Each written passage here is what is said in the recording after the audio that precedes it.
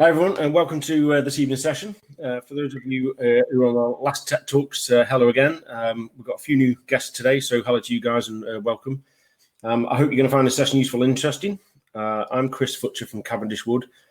Just a bit about us: we're a full lifecycle digital transformation consulting company. We help organisations, both public and private sectors, to define digital strategy and implement methodology, culture change, innovation, and technology transformation. We are, as you've probably guessed, strong advocates for using technology to solve business problems and create meaningful transformation within the enterprise. Today's topic, again, we're going to be talking about bots, specifically this time the bot framework for .NET and the use of bots as part of your BI and operational data strategy. So one of the key issues we encounter at many organizations is data. I'm sure I don't need to tell anybody here that. So being a data-driven organization is critical to survive in today's digital-first business as usual.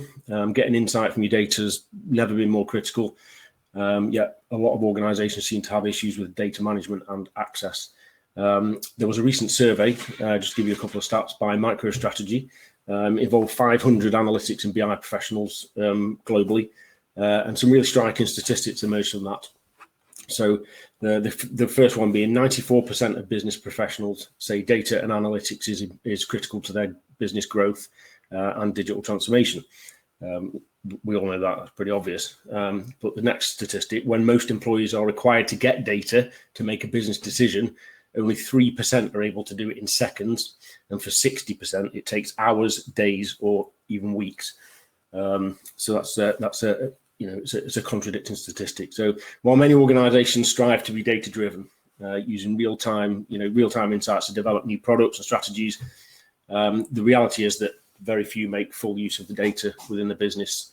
There's loads of reasons for that, not least of all, obviously moving from a siloed business, sort of legacy type business structure, into a more flatter cross-functional organization for digital delivery. Often the data architecture doesn't transform with the organization, so it's still kind of in all kinds of different products, applications, data stores. Moving on, today's presenters are David Olaniyan and Dan Harris from our solutions engineering team. Dan is part of our senior management team and has been with Cavendish Wood for 6 years since the beginning, so he's more or less part of the furniture. And David is a senior solutions developer, currently working on our Department of Work and Pensions account, developing an identity management solution. Both of them are senior technologists for Cavendish Wood, are responsible for the delivery of innovation to all of our clients. So they take an in-depth interest in all things emerging tech, and hopefully we'll cover a lot of those over the next months in these Tech Talk sessions.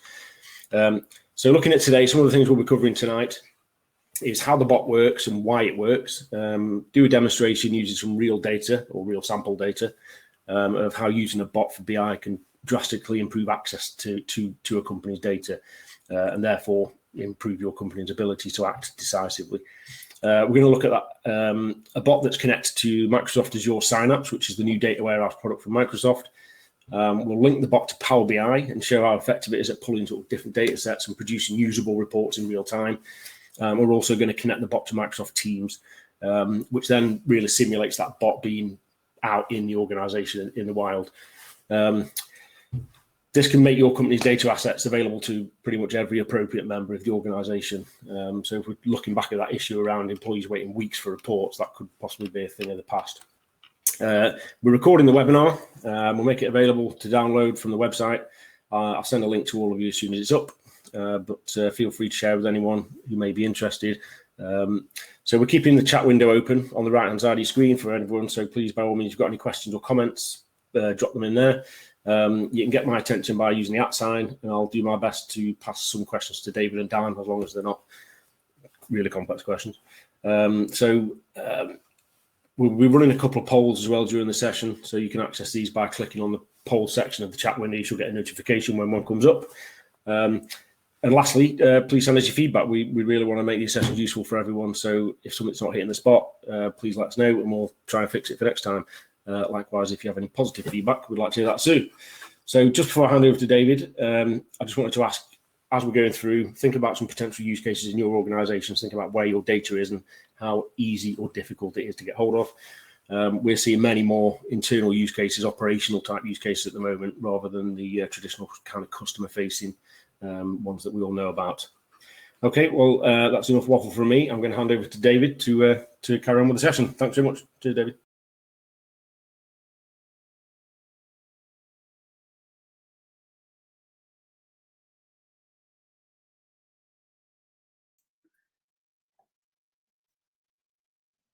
David, you're on mute. I was on mute for a minute. So yeah, for the purpose of those joining us for the first time, we actually focused on bots in the last webinar. And what we did was take an introductory look to the Microsoft bot framework. And we basically tried, creating a very simple and basic bot that's based off the Microsoft Echo bot templates. And what that simply did was we were able to put in some text and then get a feedback from the bot. And today we are actually looking at something a little more advanced. And here we're looking at how we can provide access to data using the bots as an input-output mechanism, and then also like a way to request for a very specific filtered data and get some feedback in your bot. And then we're using Microsoft Synapse to make sure that the data is actually like fast in terms of response. And Power BI, we're using that to provide a more detailed insights into the data. So just to show an outline of what we're discussing, I mean, we're evaluating the problem, which Chris has already pointed out. And then we are also looking at like cards and dialogues, which are additional features we have in the Microsoft bot framework.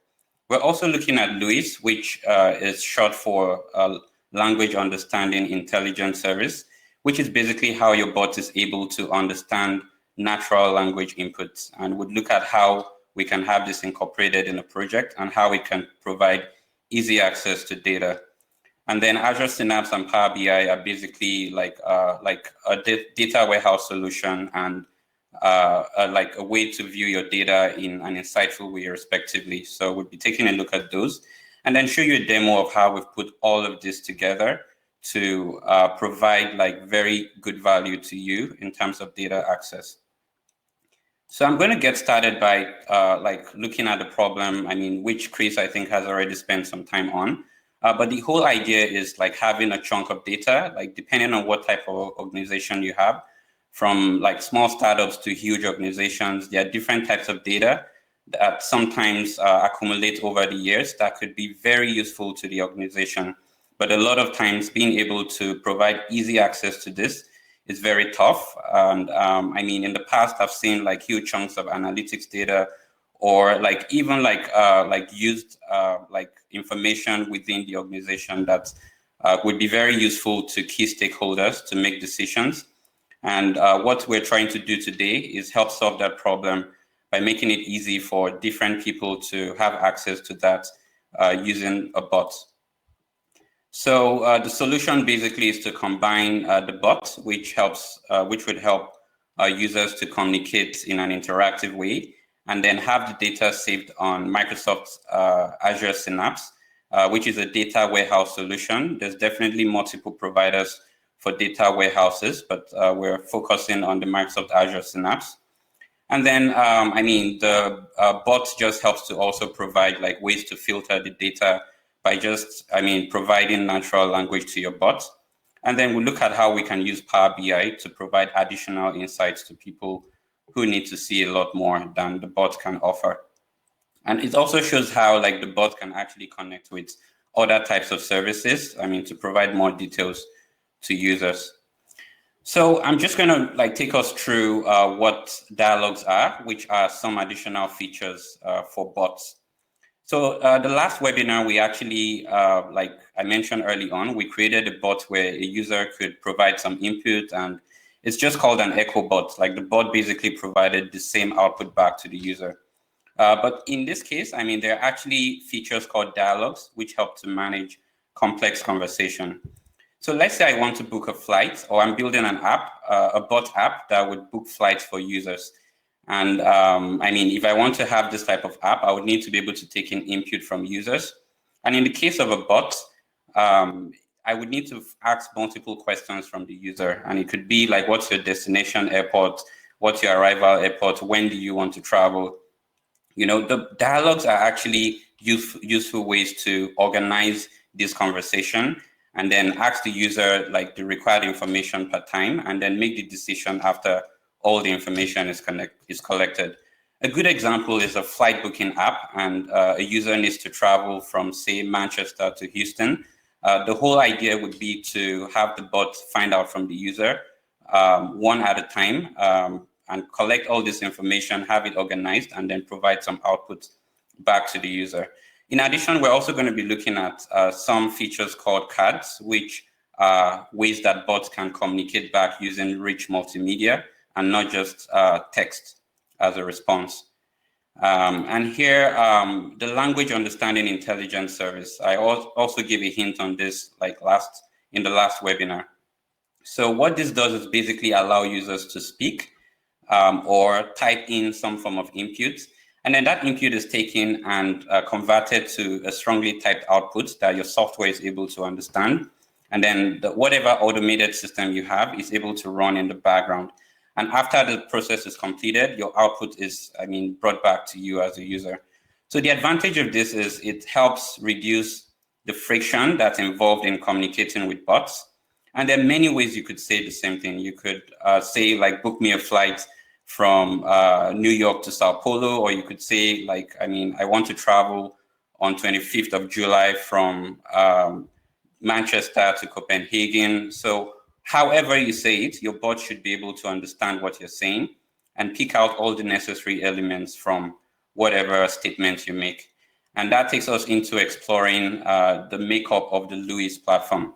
And just to help us know, like, LUIS is basically one of the services that's part of a rich suite of artificial intelligence services provided by Microsoft. And they call these services cognitive services. And LUIS is just one of those. There are others like for facial recognition or like image recognition and a lot of other types of applications. But here, what LUIS basically does is take in a raw user input, convert that into structured outputs for your application. So there's some, in terms of the LUIS, how LUIS works, there's something called an utterance, which is basically the input into the LUIS service. And LUIS is basically an API endpoint, which you provide some form of raw input to, and then it provides as an output a JSON organized response that contains all the breakdown of what you're trying to do and what necessary details are part of that statement. And utterance is just the raw input into the LUIS platform. So an intent is basically what a user wants to achieve using your app. And it's possible to build in multiple intents into an application. An example with the travel bot I mentioned early on is you could actually have an application that books flights for people, that also helps to check the weather, and that probably also checks the status of a booking. And each time a user communicates with the bot, your bot would need to identify what the user is trying to achieve first of all. And these are what you call intents. And you can have multiple intents or just a single intent. And here we have sentiment. And sentiment is just an added feature to the LUIS platform where you're able to tell if some input is positive or negative in terms of the sentiment. So this way you can tell if a user is happy or unhappy just by what input you're providing into the platform. And I don't think this would be very useful for a flight booking app, but in customer support applications or some other types of application, it might be important to be able to tell if the user communicating with the bot is currently happy or unhappy. And those insights could actually be very useful to make some important decisions down the line. And finally, we have entities. So back to the example, if I try to book a flight from one city to another, the entities in the statement would be the departure airport, the arrival airport, and then the travel date. All these three are components that would need to be extracted from whatever sentence or statement a user makes to the bot. And however the user sees the statement, the entities would need to be taken out. And entities could be of different types, could be datetime, could be strings, and then there are actually more complex types that could also be extracted from conversations. So the main goal, Luis, serves is just to help you manage all of that complexity and provide exactly what your application needs to perform its automation. And I'm just going to pass on to Dan to, take us into like Azure Synapse and Power BI, and then we look at how we combine all of this together. Dan? Thanks, David. So I'm just going to give a really brief overview of these components, just so you can understand where they fit in the solution that we built for this demo. So Azure Synapse is basically the next generation of Azure Data Warehouse. It's designed for large enterprise organizations that need to query their data at huge scale. It's bringing together basically the data warehouse product along with big data analytics that Microsoft offer into a single service. The performance of the platform is seriously impressive. Microsoft have demonstrated sort of petabyte scale queries coming back in 9 seconds. A lot of competitors' platforms have been sort of 75 times slower running comparative queries. So one other benefit is you can see from the slide there that it actually plugs into Azure Machine Learning. So if you were already making use of those services, it's really easy to plug in your Synapse analytics data into a machine learning model to gain insights on that data.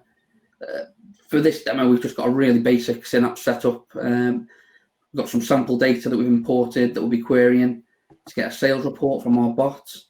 If there is interest in Synapse, if you want to learn more and do more of a deep dive into that, if you drop a message in the chat, we can look to cover that in a future session for sure. And just moving on to Power BI, I think a lot of people viewing will probably have at least heard of Power BI before. There are two main components that really make up the solution.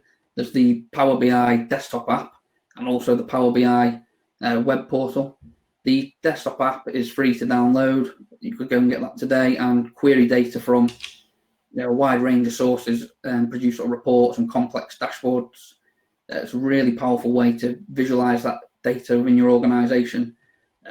And also, the range of data sources out of the box include traditional data sources such as flat files or databases, but they also offer connectors for a lot of popular online services, things like Azure DevOps, LinkedIn Sales Navigator, GitHub, Salesforce. And that just allows you to query direct to that data without having to build a complex import process to pull that into a data warehouse. And whilst that desktop app is totally free to use, there are a couple of connectors that are only available with a Pro license. You'd also need the Pro license to publish your reports to the Power BI web portal. That's where you would put them for others in the organization to consume, and it can control permissions around those reports as well. If you did want to try this out, you can go and get the desktop app. You can share the Power BI project files amongst people in your organization whilst you're getting started before you commit to taking on a Power BI Pro license. So I think probably about ready to move on to the short demo. We're going to show how the bot will be able to query sales data from within a fictitious organization. We're going to also show how you can take advantage of linking the user out to other systems within the organization where that makes sense.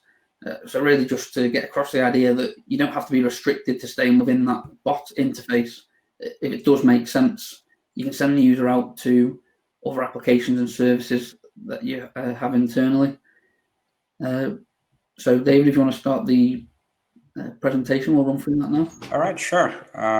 So I'd go ahead to share my screen. And so while I do that, I think was just going to also highlight the main difference between using a regular database and then using Azure Synapse. Looks like the main key advantage is the speed at which it's able to manage very complex data.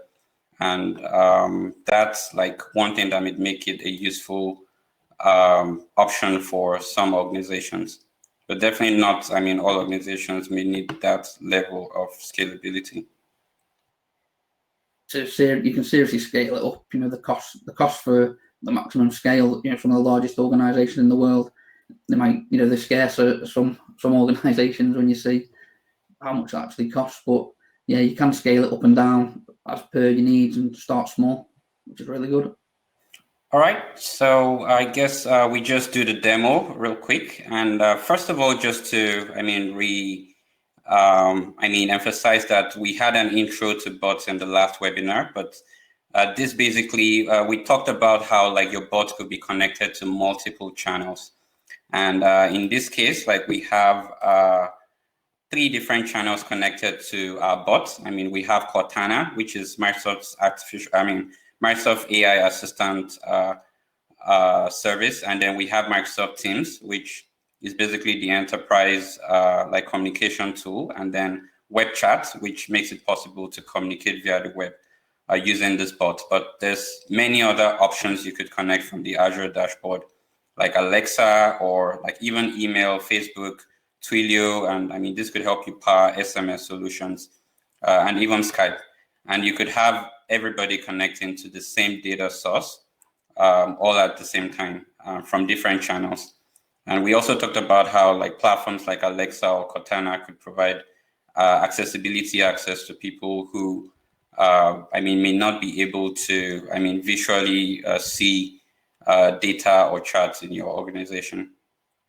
So just a quick demo, we have this deployed on Teams. So I would launch Microsoft Teams and quickly do a showcase of how the bot works. So this is just one out of the channels we've integrated. And here, the bot is basically already launched. And I have some report I checked early on that you can see on the screen. But the data we have, like Dan mentioned, is fictitious and spans from about 2001 to about 2004. So I would request for reports around that period. So here I'm just going to say, show me sales figures for first half of 2002. I'm going to hit enter and wait for my bot to respond.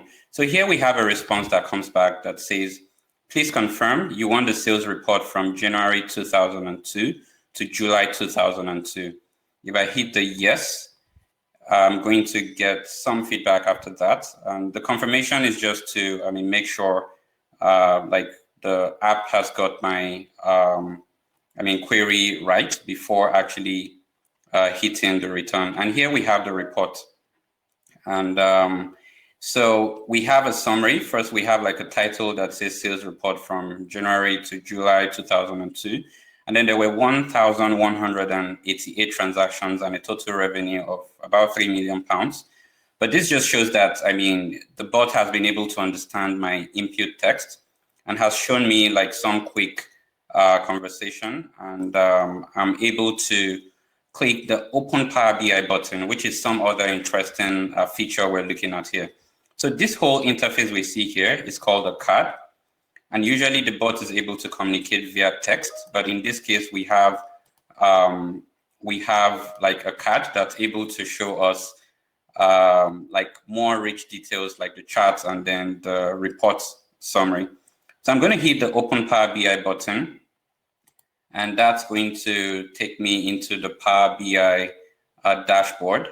And this is basically some like reports that we worked on early on, and it's connected to the bot, and we've basically been able to pass in the filter into the Power BI report. If we take a look on the right, we'd see that the date sold filter is already applied, and the filter says date sold is after 1st of January 2002 and is before 1st of July 2002. And what that means is like dashboard is already filtered to the exact report that I want to see. And this is one of the like huge benefits of combining Power BI with the bot, because some, users may be satisfied with the first response that comes from the bot, while other users may be interested in seeing a lot more details. And these are the actual, like data that actually reflects the period that I'm requesting, just in case I'm interested in seeing all the details. And so this basically is a simple Power BI report. Of course, you can have your dashboard customized and built with different types of charts, depending on what type of intelligence you're looking to get from your data. So clicking on this. Can I just interrupt you really quickly? We've got a couple of questions that have come in. So oh yeah, sure. Yeah, so Sadiq's asked. Thanks for your question, Sadiq. So Sadiq's asked, how robust can a bot service be where multiple needs can be met in optimal ways as compared to a human? So can a single bot handle more than 4 to 5 requests, specific requests, or questions a specific user is seeking answers, or must it be a link between various bots across one platform to perform optimally? Yeah, I think this maybe ties into something we discussed on our previous session. So in that one, we talked about, specific to the Microsoft bot framework, how rather than building one bot that can do it all, you may build a centralized bot that relies on sort of like a team of bots, and they're known as skills in the Microsoft bot framework. So, I mean, you could definitely build a single bot that can handle a huge number of requests. You know, you'd be building the intent into your Lewis model to understand how to action those. One benefit that I think worth pointing out of using the skills approach is you could then have, various teams could handle that bot skill. I think one of the examples we gave at the time was Tony Stark's virtual assistant. Rather than that being one virtual assistant that can provide answers on military tactics and healthcare, that kind of thing, that would actually rely on a team of bots to do that. And I think it really depends on how much you want to scale out your development of those bots. Having them across various teams, I think each team developing a different skill can really work well. So yeah, but definitely, a bot can handle as many requests as you like. You just lose those benefits of distributing those skills amongst other teams, I suppose. Okay, thanks. We've got another question as well, but I'll let David carry on, and we'll do that one maybe at the end. Okay. So I hope that answers your question, Sadiq. All right. So just to, and just before I leave the Power BI, I was just showing that you could actually click and filter by product. Like if you actually need to do a lot more, drill down or use the filters here to dig a little bit deeper. But this is not a session to focus on Power BI anyway, but just helpful to point out how a bot could actually be linked to an external resource. And yeah, I think the key takeaway that really there is just we're trying to show that you can link out to these other systems, but when you do that, ensure that you're keeping the user within the context of their request whenever possible. Like David did mention, if you sent them out to the report and you didn't have that filter in there, and you just gave them today's data or the data from last week, that'll be a really poor user experience. So really, that's the key thing to take away, and the reason we're kind of showing that you can do this.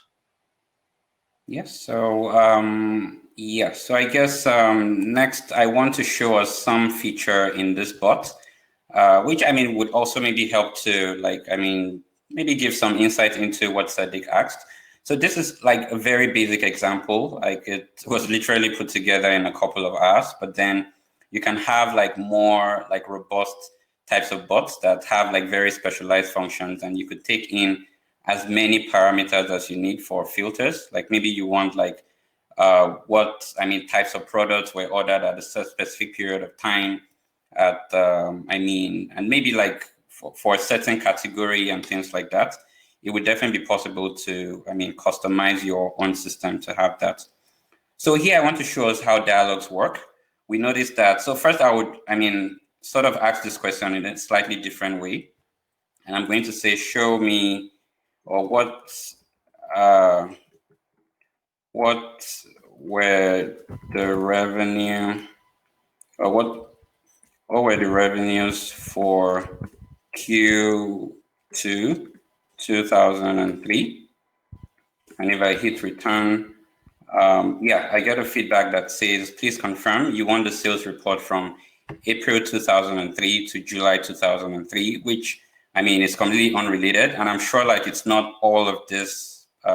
We don't have all of this provided. The bot basically is able to intelligently extract all the necessary parts of the sentence. And if I click yes, it's going to get me, results as well for the report. And I also have an open Power BI button that provides more details. So, but one thing I want to show us as well is, what if I just said, show me sales figures or something, and then I don't provide a date? This time the bot is not going to be able to provide me with a chart because it has no idea what period I want, or it's really not, having enough information. And that's where dialogues come in. Just because there isn't enough information, the bot says, what report do you want? And I'm just going to say sales report. And I would get a feedback that says, that's still not sufficient to give me a report. What period would you like to see? I would say January 2004. And then I would get another response that says, what end date would you like for this report? And that's because the bot still does not have enough. It's not sure like how long I want the report to be. And in this case, I would say August 2004. And it doesn't have to be written in like a very, I could say AUG 2004, and it would still understand what I mean. And here, please confirm you want the sales report from January to August 2004. Is this correct? And yes. And yeah, I would have should have my reports in a few seconds.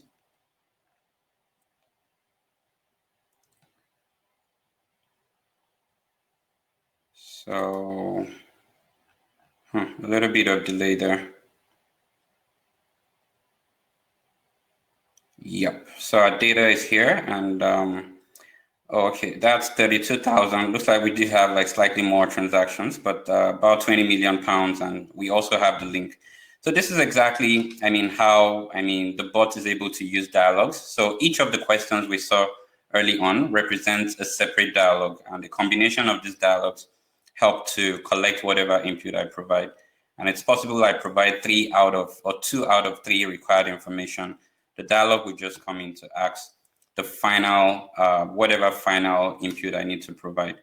So that's just to give us some interesting insight into how this works. And from multiple channels, people could provide, people could have access to this, and in a secure manner as well. The Power BI dashboard I opened early on was authenticated, and it's possible to make sure users only have access to data that you want them to see in your organization. So just coming back to my browser, I'm going to launch the Luis dashboard. And this is just like one part of how we built the application you see. And this is the Luis dashboard where like the intent and then the application itself is being created and configured. And it's at www.luis.ai. And there you're able to get started with your creating your application. And all we do here is basically configure the API that helps to listen to that natural language and then translate it into what code and application is able to understand. If I click on the DataBot application, which we've created, we have just a single intent, which is called sales report here. And we could have multiple types of intents, just like Sadiq asked early on, which would reflect different, different things we want to provide for a user. It could be, list of maybe some information about staffs or whatever other insight would be needed in an organization. So I'm going to click on this and just explore some, different like sentences that were used in training the bot. And this, just like every AI and machine learning platform, there's need to supply data to train it to be smart enough to understand, any other type of data that comes in. And that's why, like, you see some sentences here, and the lines you see here are like the services attempt to extract the breakdown of the sentence from different ways it could be composed. But it's important to note that, like, this is just a way we train the model to be aware of how to identify an intent and then how to take action on it. So we also have entities, which is part of what was mentioned in the presentation early on. And whatever sentence is set to the bot, we have like 3 different things which would need to be extracted: what year, what report we're trying to get, and then what period of time. So if I said like a Q1 2004 sales report, it's going to try to extract that however I see the sentence. And this is basically where, that is configured. So your application knows to look out for those details from the user at the end of the day. And then we have pre-built domains, which allow you to add on, already like configured intents and entities that have been created by Microsoft. So say we were trying to build a task management application. A calendar domain would be a very good one to add on to the application. Instantly, our application would be able to understand languages that have to do with like push my appointment forward or pull it backward, or whatever the case is. It's basically going to help to put in like enough intelligence to help the Lewis API properly interpret or convert like whatever raw statement is said into what your app would be able to understand. And quickly, just to show us here, this is where you can actually review like utterances that have been made into the application. And then it's possible to get the AI to become smarter over time as different types of inputs get provided to the platform. And I mean, that's just a quick overview of the Lewis dashboard. And this is where it gets trained, it gets published. And it's an API that's really going to be connected to our application. And this is just one part of the entire project itself.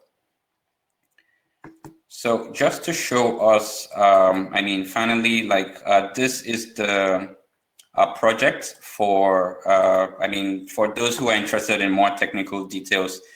We explored a little bit of some code last week, but this time it's just to show you that this is simply an API project that, works just like any other API, but this time it has built-in features to receive and send information from different users and manage all the states. And then it's also able to connect with the Lewis API to, use that to listen to natural language, have that converted into what the application would understand. Just a quick show of how we have multiple dialogues that actually are put together here, like the start date, end date, confirmation, and then the final action. That would be found in the dialogues folder, and would be making the source codes available for attendees who may be interested in looking at how all this was made possible. So I believe that brings us to the end of our demo. Would be happy to take a couple of more questions before we bring this to a close. Yeah, we've got another Sadiq's second question, Dan and David, if so you're not quite finished yet. So he's basically asking what are some of the risks associated with using bots, if any, and can the information that's fed into a bot be encrypted? Okay. Yeah, I'm happy to answer that if you want, David. So I just think a bot is actually, it's just like every other application you build. It's like building a mobile app that's connecting to an API, and the security is still based on however your solution was implemented. And from a security standpoint, the idea is just to make sure you build in as many security measures as you can. The first thing is it's an API. Microsoft already has some built-in security for every communication that goes via the API. And this is, if we're looking at security from the point of outsiders breaking into a system to get data they shouldn't. And then within your organization, the project that we're using, for instance, is an ASP.NET Core project. It's possible to build in different levels, different roles that could help to isolate security within your organization. So people who should have access to specific data would have access to it. And then you could already have restricted access based on roles. And so that's really one way. The Power BI data we saw just now was actually secured. If anybody tried to visit it, even if they had access to the link, they would not be able to do so because there's an Active Directory security, which covers the data, and only people within an organization and that have the necessary access would be able to gain access to it. I think probably in addition to the technical risks that David highlighted there, in that sense, it is just an API. You're going to send all communication over HTTPS. There's also risks associated with the user experience. So one thing I just wanted to call out that we saw in the demo, when confirming the report, you could type yes or no. You could click yes or no on the button, or on a channel that supports voice, you could speak back. So you've got a risk when it comes to user experience. You need to cater for all users in all situations. So, I mean, you can guarantee if somebody's in a traditional application, they're going to be using keyboard and mouse to interact. With a bot, though, they might be they could be on a noisy train, so the voice isn't relevant there. Could be in a busy public place anywhere that voice isn't relevant. So providing all those different options keeps the bot accessible, and it'll reduce your risk of getting sort of like a backlash from users who think it's just like a gimmick to have a bot interface. Okay, thanks very much. I don't think we've got any more questions there. So thanks very much for your time this evening, everybody. Hope you found it useful. If you didn't know much about bot technology before, then hopefully this may have inspired you to think about some potential use cases in your organizations. If it has, we'd love to hear about them. So connect with us on any of the social channels or directly through the website or email.